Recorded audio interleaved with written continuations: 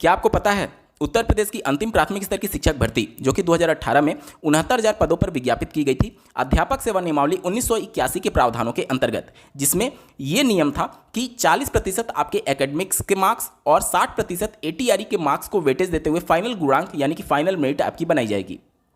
अब चूंकि आपके एकेडमिक्स के बेस पर ही आपका फाइनल मेरिट बन रहा है, इस वजह से उत्तर प्रदेश की अंतिम वैकेंसी में जब आवेदन लिए गए उसी समय आपके हाई स्कूल, इंटरमीडिएट, ग्रेजुएशन और डीएलएड के मार्क्स पूछे गए थे, आवेदन में आपको भरने थे।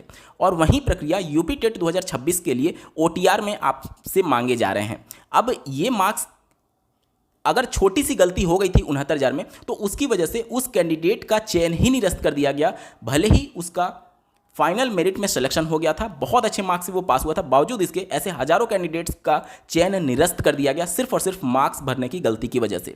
और ये उन कैंडिडेट्स के लिए और बड़ी चुनौती हो जाती है जिनका हाई स्कूल, इंटरमीडिएट, ग्रेजुएशन या फिर डीएलएड में सीजीपीए प्रणाली है। इस वजह से जब भी आप अपने मार्क्स कैलकुलेट करें सीजीपीए प्रणाली टू अगर परसेंटेज में जाते हैं या फिर मार्क्स में जाते हैं, तो बहुत ज़्यादा सावधानी आपको बरतने की जरूरत पड़ती है। यूपी टेट में ये बहुत बड़ी चुनौती आ रही है कैंडिडेट के सामने कि उनका ओटीआर में जो सीजीपीए मल्टीप्लाई करने का जो फैक्टर है वो बाय डिफ़ॉल्ट 9.5 सेट कर दिया गया है। अब प्रत्येक यूनिवर्सिटी जो है वो अपना फैक्टर अलग अलग डिसाइड करती है।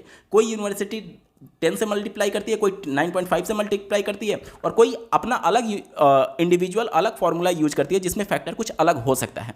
अब चूंकि आवेदन करते समय वो फैक्टर को कांस्टेंट रखा गया है, इस वजह से अलग अलग यूनिवर्सिटीज़ के जो सीजीपीए हैं वो जब कैलकुलेट होकर के परसेंटेज में कन्वर्ट हो रहा है तो वहाँ पर डिफरेंस देखने को मिल रहा है। अभी तक तो चलिए यूपी टेट तक ही ये सीमित है तो कोई बहुत बड़ी प्रॉब्लम नहीं होगी, लेकिन इन फ्यूचर अगर सुपर टेट में भी ये सारी गलतियां हो गई तो आपका चयन ही निरस्त हो जाएगा। मैं लाइव प्रूफ आपको दिखाता हूं। 2020 में उत्तर प्रदेश की 69,000 शिक्षक भर्ती के लिए विभिन्न गलतियों के संदर्भ में जो दिशा निर्देश उत्तर प्रदेश शासन में मुख्य सचिव के द्वारा दिया गया था, उसमें मार्क्स के डिटेल में गलतियों के बारे में भी बताया गया था। आप अपने स्क्रीन पर देख पा होंगे।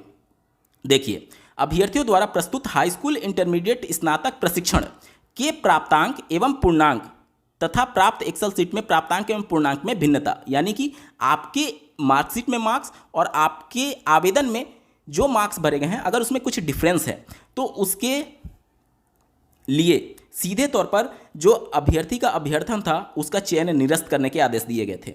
इसी तरीके से अगला भी आप देख सकते हैं, सीधे तौर पर बिना किसी सुनवाई के आपका अभ्यर्थन निरस्त कर दिया गया था। अब ये छोटी छोटी गलतियां भविष्य के लिए बहुत बड़ी चुनौती सामने हमारे आ जाती है। इस वजह से आज हमें बहुत फूक करके और बहुत सावधानी से अपने मार्क्स को भरना चाहिए। सीजीपीए प्रणाली वाले कैंडिडेट के लिए ये वीडियो बहुत अहम महत्वपूर्ण होगा, अंत तक जरूर जुड़े रहिएगा। नमस्कार दोस्तों, मेरा नाम है नीरज, आप देख रहे हैं कैरियर बिट यूट्यूब चैनल। अगर आप इस चैनल पर पहली बार विजिट कर रहे हैं तो इसको सब्सक्राइब कर, तो बेल आइकन को प्रेस करना ना भूलें।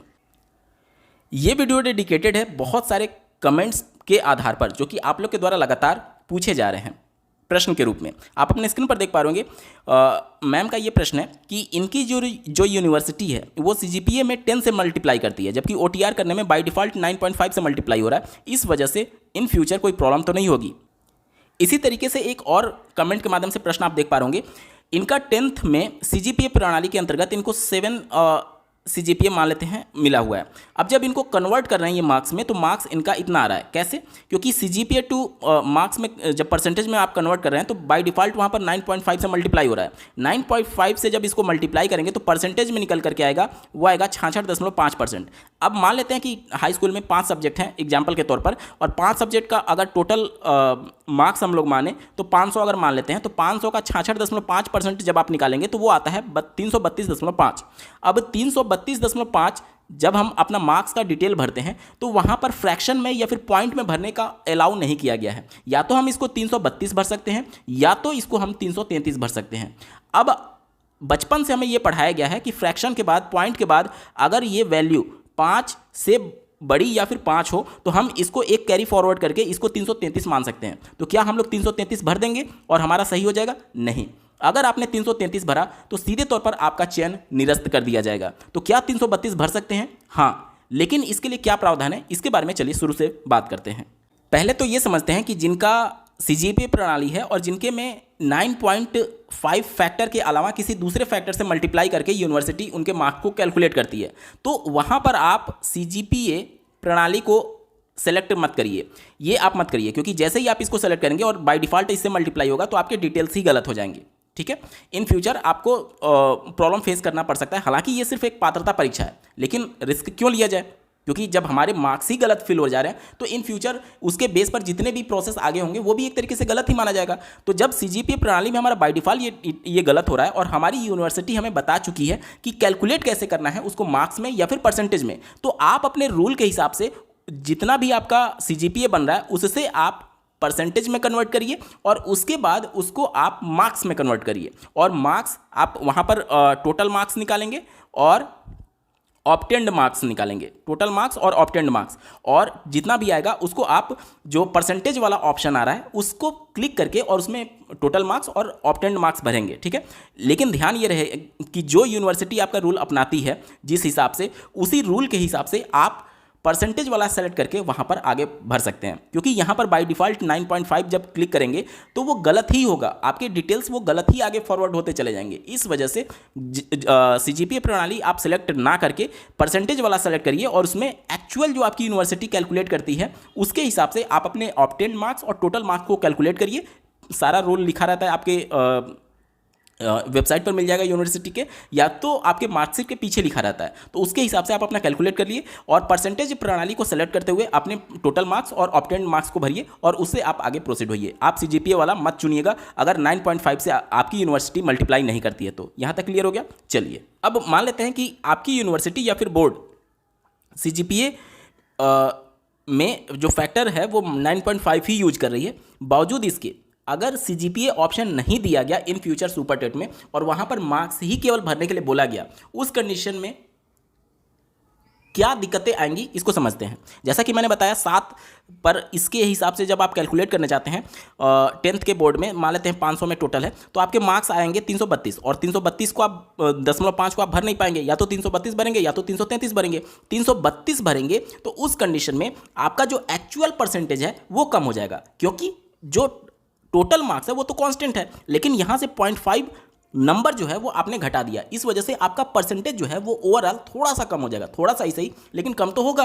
अब चूंकि जब आप फाइनल मेरिट की बात करते हैं तो वहाँ पर 0.01 गुणांक से भी बहुत हजारों कैंडिडेट आगे पीछे हो सकते हैं, क्योंकि आपने देखा था जो 69,000 की फर्स्ट मेरिट लिस्ट गई थी अनरिजर्व के लिए वो 67.11 गई थी। मान लेते हैं किसी का 0.01 गुणांक से पीछे हो गया, तब तो मेरिट से बाहर हो गया, जबकि वो उसकी गलती भी नहीं है, क्योंकि अब मैं ये नहीं कह रहा कि 0.5 नंबर से इतना का अंतर पड़ जाएगा, लेकिन कुछ तो अंतर पड़ेगा, कुछ तो अंतर पड़ेगा।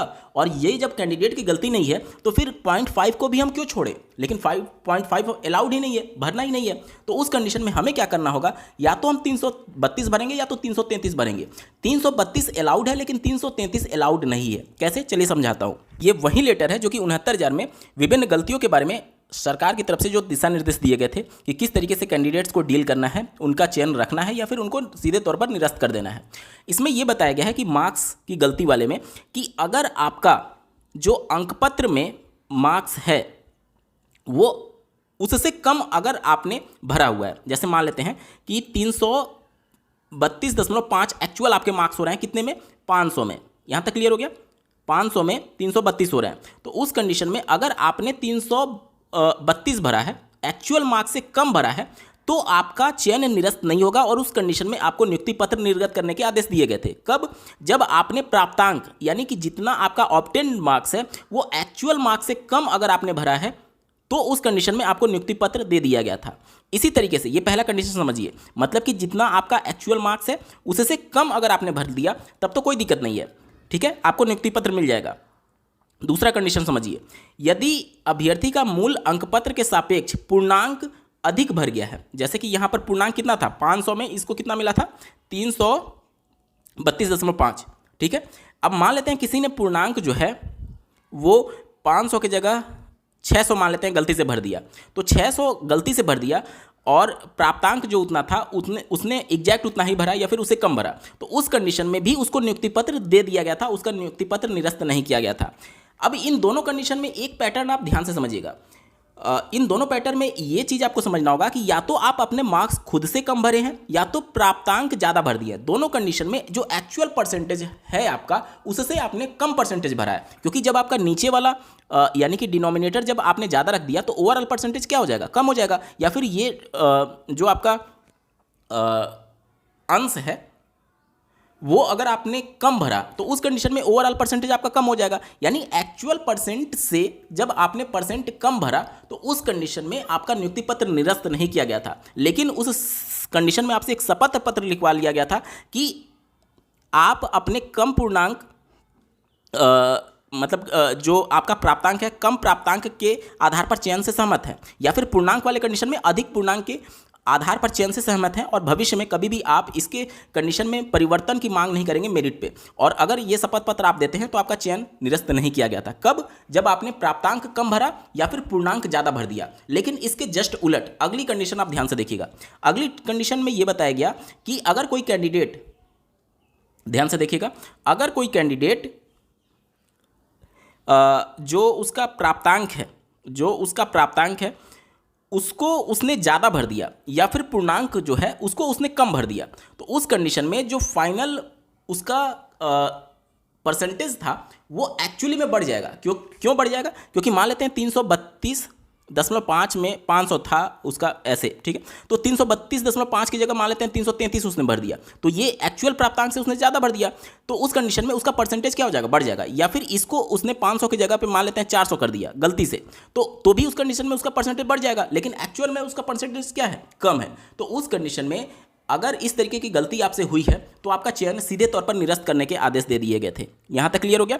मतलब कि ये है कि जो एक्चुअल आपका परसेंटेज है उससे आप कम भरेंगे तो नियुक्ति पत्र दिया गया था, लेकिन उससे ज़्यादा अगर आपका हो गया तो आपका चयन निरस्त कर दिया जाएगा। अब आते हैं इस वाले प्रॉब्लम में कि हम 332 भर तो सकते हैं, अलाउ है, लेकिन ये भी हम क्यों करें, हम अपनी जो एक्चुअल गुणांक है उसको कम क्यों करें? भले ही 0.5 हमारा कम हो रहा है, लेकिन हम क्यों कम करें जबकि हमारी कोई गलती नहीं है? तो इसके लिए हमें क्या करना होगा, इसको समझते हैं। देखिए, सीजीपीएस से मार्क्स में आपने कन्वर्ट कर दिया, आपका मार्क्स 66.5% आ रहा है। अब हमें ये कांस्टेंट रखना है, प्राप्तांक या फिर पूर्णांक कितना हो उससे हमें कोई मतलब नहीं होना चाहिए। क्यों? क्योंकि हमें जो हमारा एकेडमिक मार्क्स जुड़ेगा वो परसेंटेज का 10% जुड़ता है, ऑब्टेन्ड मार्क्स का या फिर ऑब्टेन्ड जो मार्क्स होता है टोटल मार्क्स उसका 10% नहीं, बल्कि जो परसेंटेज होता है उसका 10% जुड़ता है। तो परसेंटेज तो हमारा कांस्टेंट इतना आना चाहिए। अब हम कितने फाइनल मार्क्स और कितने ऑब्टेन्ड मार्क्स को लेते हैं वो हमारे ऊपर डिपेंड कर रहा है। अब हमारी प्रॉब्लम ये है कि हमारा फ्रैक्शन में पॉइंट में वैल्यू आ रहा है, तो इसको हमें पूर्णांक में कन्वर्ट करना होगा। पूर्णांक में कैसे कन्वर्ट करेंगे? एक्चुअली में हमारा मार्क्स इतना था, इतने में से तो हम क्या करते हैं कि अंश और हर दोनों में 2 से मल्टीप्लाई कर देते हैं। इससे क्या इंपैक्ट पड़ेगा? ऊपर वाला हमारा जो हो जाएगा वो कितना हो जाएगा? देखिए, 5 दूनी 10 का 0, हाथ में 1, 2 दूनी 4, 1 5, 3 दूनी 6 और 3 दूनी 6, और ये नीचे हो जाएगा 1000।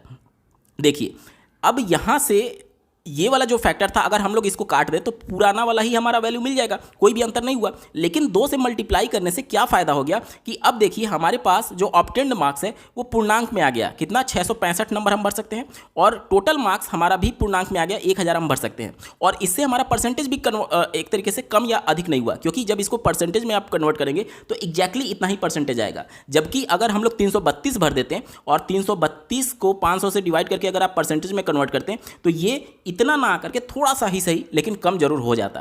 तो इस तरीके से आप कर सकते हैं कि सीजीपीए से परसेंटेज में आप कन्वर्ट करिए। अगर परसेंटेज में कन्वर्ट करने पर पॉइंट में समथिंग कुछ ऐसा आ रहा है जिससे आप ऑब्टेन्ड मार्क्स को नहीं भर पाएंगे क्योंकि वो पूर्णांक में नहीं आ रहा है, तो उस कंडीशन में आप उसको 2 से मल्टीप्लाई कर दीजिए और उसके बाद से जो भी वैल्यू आएगी उसको देख लीजिए कि क्या आपका एक्चुअल परसेंटेज कहीं डिफरेंट तो नहीं हो रहा है। अगर डिफरेंट नहीं हो रहा है तो उसी के हिसाब से आप अपना ऑब्टेन्ड मार्क्स और फाइनल मार्क्स भर सकते हैं, जिससे आपका परसेंटेज भी डिस्टर्ब नहीं होगा और आपको कोई नुकसान भी नहीं होगा। क्योंकि इस कंडीशन में आपका नुकसान हो रहा था, 332 आप भर रहे थे तो, क्योंकि 0.5 नंबर आपका कम हो जा रहा था। एक चीज़ और मैं क्लियर करना चाहूँगा, मान लेते हैं कि किसी के मार्क्स जब वो सीजीपीए से कन्वर्ट कर रहा है तो मान लेते हैं किसी का मार्क्स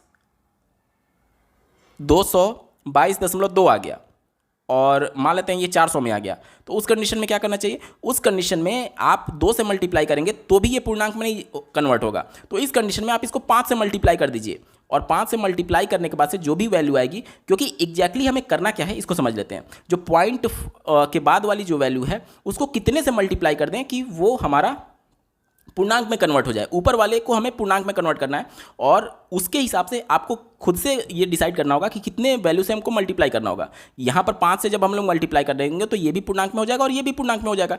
एक्चुअली हमें देखना सिर्फ इतना है कि हमारा वैल्यू पॉइंट में ना आए, CGPA से मार्क्स में जब हम कन्वर्ट कर रहे हैं तो ठीक है। और उसके हिसाब से आपको डिसाइड करना होगा कि किस फैक्टर से हम लोग अंश और हर में मल्टीप्लाई करें जिससे हमें पूर्णांक में वैल्यू मिल जाए और बड़े आसानी से हम उसको आवेदन में भर पाए। अब बहुत सारे कैंडिडेट के मन में ये प्रश्न आएगा कि फिर ये कैसे संभव होगा, क्योंकि ये हमारा टोटल जो मार्क्स है वो 2000 का हो जाएगा, 2000 का, और ये भी हमारा बदल जाएगा। देखिए, आप ये सारी चीज़ें वहाँ पर अगर इन फ्यूचर कोई दिक्कत आती है तो आप उनको समझा सकते हैं या फिर एक एफिडेविट दे सकते हैं। अब अगर आप ऐसा नहीं करते हैं तो आपको खुद का नुकसान होगा और या तो आपको कम भरना पड़ेगा या तो अधिक भरेंगे तो आपका चयन सीधे तौर पर निरस्त हो जाएगा। उस कंडीशन में आप अपना नुकसान क्यों लें, इस वजह से मैं आपको बता रहा हूँ कि इसको 5 से मल्टीप्लाई करके आप वहाँ पर आवेदन में भर सकते हैं और इन फ्यूचर उनको आप एक्सप्लेन कर सकते हैं कि CGPA प्रणाली से जब मैं कैलकुलेट कर रहा था तो एग्जैक्ट वो वैल्यू जो है वो पूर्णांक में नहीं आ रही थी, इस वजह से मुझे मजबूरी में ऐसा करना पड़ा और इसकी वजह से मेरा परसेंटेज कतई भी ऊपर नीचे नहीं हो रहा है, कोई भी डिफरेंस नहीं आ रहा है और इस वजह से फाइनल गुणांक में किसी भी प्रकार का छेड़छाड़ नहीं हुआ इस तरीके से करने से, ठीक है। और ये सारी चीज़ें एक्सेप्टेबल हैं। ओवरऑल आपका परसेंटेज डिस्टर्ब नहीं होना चाहिए। जो आपकी यूनिवर्सिटी रूल बना करके दी हुई है उससे जो परसेंटेज निकाला जाएगा और जो आपने मार्क्स टोटल मार्क्स और ऑब्टेंड मार्क्स भरा है उससे जो परसेंटेज निकलेगा वो कांस्टेंट रहना चाहिए, बस इतना ही होना चाहिए। बाकी आपने ऑब्टेंड और टोटल मार्क्स में क्या भरा है उससे कोई मतलब उतना खास नहीं है। हमारा परसेंटेज कांस्टेंट रहना चाहिए क्योंकि जो परसेंटेज आएगा उसी का 10% हमारा जोड़ करके मेरिट बनेगा।